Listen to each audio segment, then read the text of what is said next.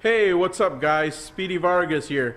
And today we have a 2013 Honda Civic Si, and I'm going to be showing you how to replace your upstream oxygen sensor or air fuel sensor. Basically, I'm just going to walk you through on how to do it so you can do it yourself, or if you just want to watch and see how it gets done. So first thing, I'm going to show you what kind of tools you're probably going to need to get it done. And well, first of all, you need your sensor, which it will look like this one. You always want to get a good quality one, Denso or Bosch. I prefer Denso on the Hondas, but it's pretty much whatever you like. And then you're basically gonna need like a socket set, you know, from like 8 to, I believe this one it begins at 8mm and it goes up to 19, so that will pretty much cover whatever you need to remove on the Honda. You know, Japanese cars are all metrics. And then of course you need a ratchet, and of course you're going to need your clip removing tool. It comes on handy. You got to remove a couple clips to get to what we're doing. You also want to have a couple extensions just to reach. I also have a power ratchet, battery ratchet. I mean, you don't need this, I just have it, so I like to use it. It saves a lot of time. And of course you are going to need one of these, which is your oxygen sensor wrench set. I mean, you can rent this one at O'Reilly's or AutoZone. You don't need to buy it because you're probably just going to use it once. So this is the one that we're going to be using, which it's a 7/8. So you can either buy one online and buy the exact one you need, or just go rent it. It's $32, I believe, to rent it, and then you return it and you get your money back. Alright, so that's pretty much it. You probably need a screwdriver, a flathead, and a Phillips, and that'll be about it. And this is the car that we'll be doing the work on. It's a really nice SI. It's one of my friends, Antonio. That's his car, and he's gonna help me to get it done. On this car, we know that we have to not replace it, but actually install it, because somebody installed a downpipe on it and left they didn't put the air fuel sensor on. They left the little plug that comes in when you buy the headers or your downpipes new. They left that on, and it actually fell off when we were driving on the freeway. We were test driving the car. So now we're gonna actually put it back on there and plug it in. He has a check engine light because the sensor is not in there or plugged in or anything like that. So we'll walk you through it. Alright guys, so on the 13 SIs and SI only, if you have any other model that is not an SI, this is not how you do it, because you have a different engine. This is a K24 engine, so it's a 2.4 liter VTEC engine, so it's set up completely different. On the other ones you have a 1.8 and I believe a 1.5 hybrid. I'm not 100% sure on that, but I know the 1.8, it's correct. And the 1.8, you'll have it on front here, so that one's a lot easier. On this one, it's actually on the back side here, so we have to remove all these parts to get to it. And then on the older model SIs, you can do it from the bottom part, from the bottom side, because you have them on the lower part of the engine or the exhaust, when here you have it right close to the head. So we're gonna remove these right now and show you how it's done. So the first thing you want to remove is the clips, and then you want to get the wiper arms nuts exposed. There's just a little cover on there. Same thing on this side.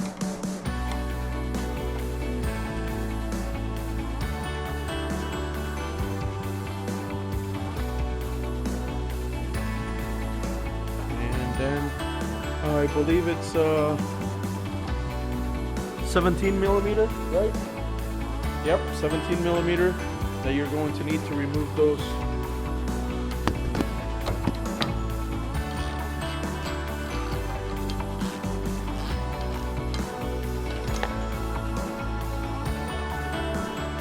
Since it's a fairly new car, everything should come out easily.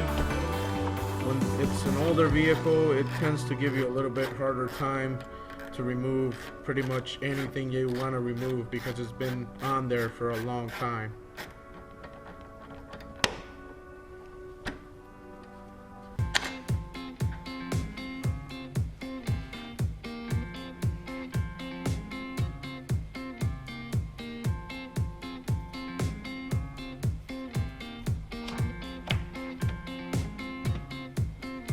And then you just want to pull them off. Like I said, on a newer vehicle like this, it'll come out fairly easy. On the older cars, if they don't come out, they actually make a tool so you can pull them out, because believe me, they get stuck and it's really hard to get them off. I have done a couple where it's really hard to.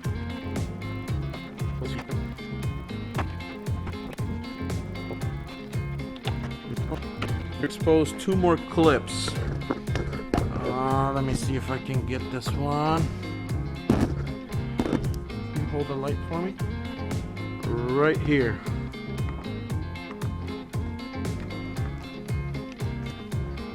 And then there should be one more on the other side, exactly the same. You want to get that one off. And then it should come right off. Oh, and make sure you disconnect your windshield washer hose.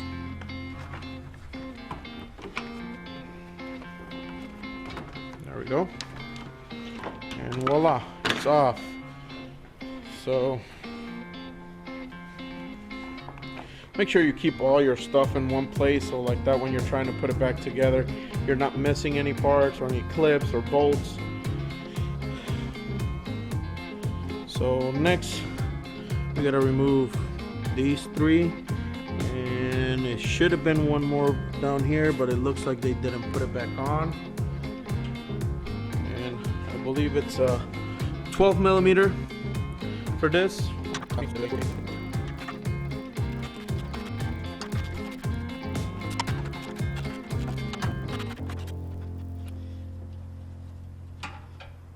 And remember, on this one they already removed it, but you should have another one. Let me see if I can do this. Can you hold the light for me, please? Right there. But this one, it's not on there anymore. All right, so we got it off, and this is how it's gonna look now that it's exposed, and we can actually get to back there. Right there, you can see, oh sorry, right here is missing.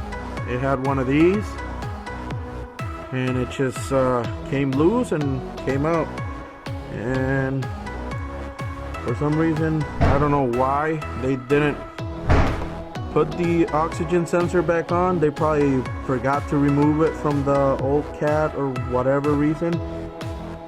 So they left the two bolts in there. So we're gonna install the oxygen sensor, plug it back in, and then erase all the codes. All right, so let's get it in there. You want to put it in and get it as tight as you can with your fingers first. Make sure it goes in nice and smooth, not cross-threaded or anything like that. You don't want to damage those threads.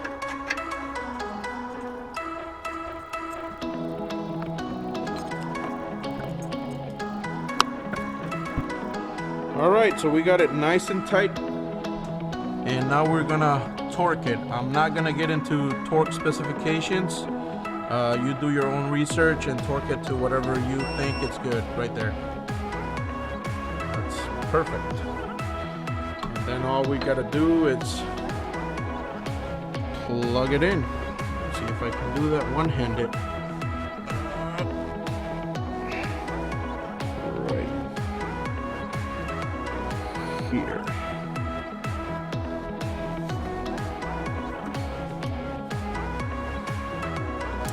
Nice.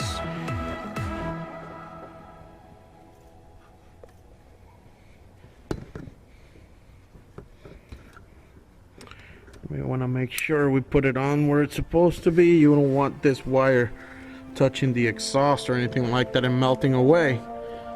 All right. So that's the part of the installation. Now we're just gonna do the reverse and put everything back. Everything that we remove, we'll put it back on.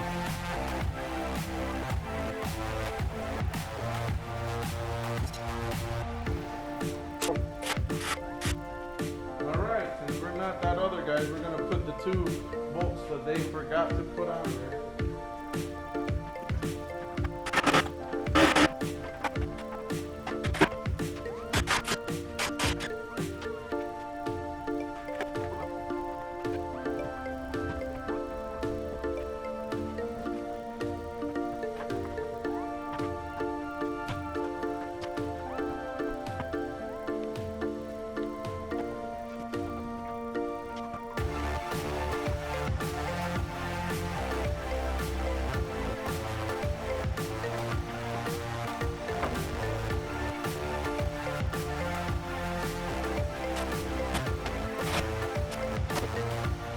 Alright, so it's time to clear the codes out, get rid of that check engine.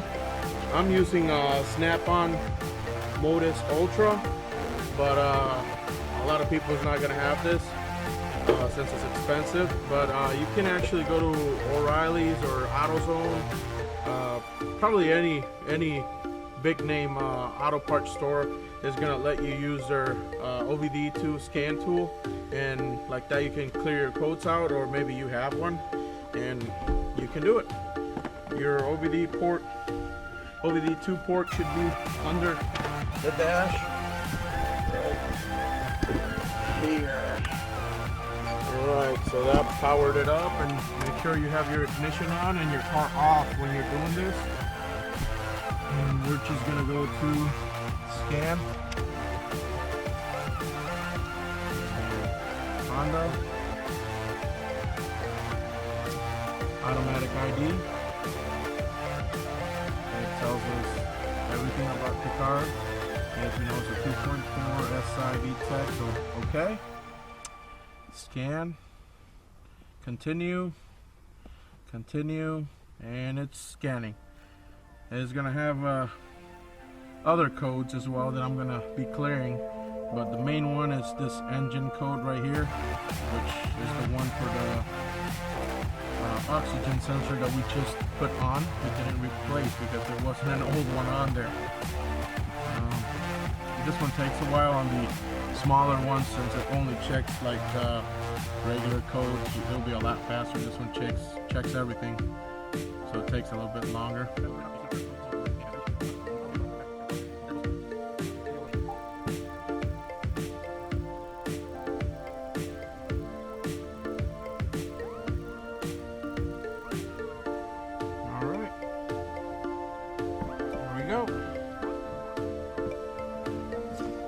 Alright, so we're just gonna start the car. Check engine light was right here. There we go. No check engine light anymore. So it's all good. And the car sounds nice again. It used to sound horrible with that big hole there with the bolt missing. So it sounds perfect. We did it. If you like the video, smash that thumbs up and subscribe for more videos.